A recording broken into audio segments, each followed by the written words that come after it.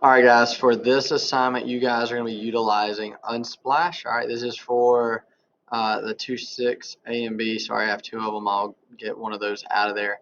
And you're going to use Unsplash now to create or to get images. Okay, so let's jump into what is Unsplash. When you click this, make sure you go to the correct one and be mindful of what you search up. Everything you search up is tracked, and you will be written up if you're looking up things you should not. Okay. So I shouldn't have to say that, but I will. So we're on Unsplash, right? And we're going to create a yard scene. So let's go ahead and first of all make sure we can find a yard. Okay, so you can go through here and find, let's see, I want to make it more specific. Backyard. And find like a backyard scene. So let's just say I want that one there, that one. Most of these are free. The ones with the lock are not, sorry. But you're going to go until you find one that you like. So I'm going to see which one I can find here. Backyard scene. Might be easier just to do yard. If you can't find one, so the good thing about Unsplash is that they're generally very good high quality images, okay? So outdoor, maybe do that. If you cannot find one, like I'm struggling to right now, to find a good backyard image, you can also use Google. Right? Just be mindful if you go to use Google and go to use Google Images, um, that it is important that when you cut it on images, go under Tools.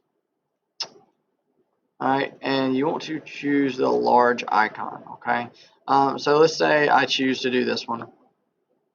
And so for Unsplash, you just click the little down arrow. So I'll go back to Unsplash real quick. If there's an image you want, you just click the download button right there, that little down arrow, it'll start downloading for you. And it'll have a name you'll have to find. But for this one, I'm going to have to do it differently. So I'm going to click Save Image. So I just right click, and then I want to name it Backyard. Now, I got to make sure I know where I save this. I want to just save it to my desktop, and then I'm going to click Save. So now when I go into Photoshop, I know my image is going to be sideways. I'm going to click Create. I'm going to open that up. I saved it to my desktop. I generally will delete these when I'm done with them. And there's my backyard scene that I can click and drag in here. Now, use my Shift key to make it the size I need.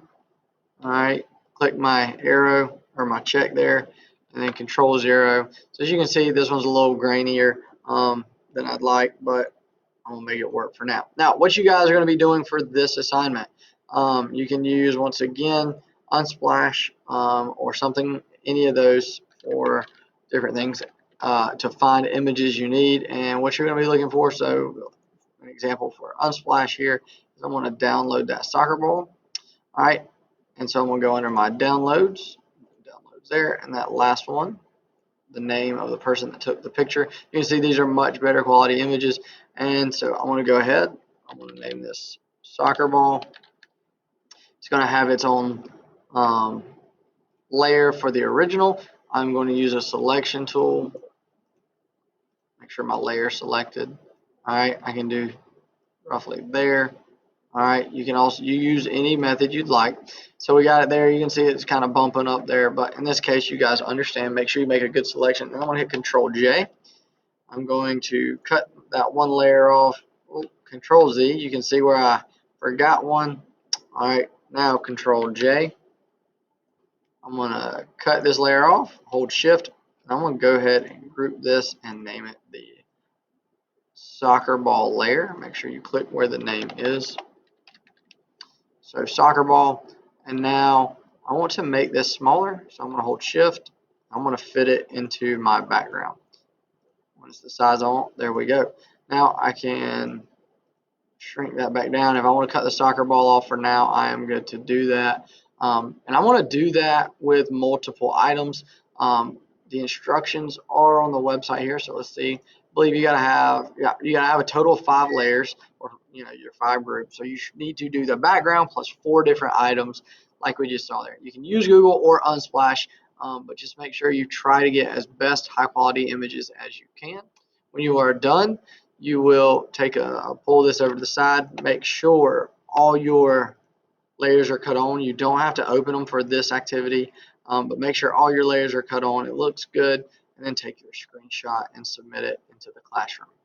Okay.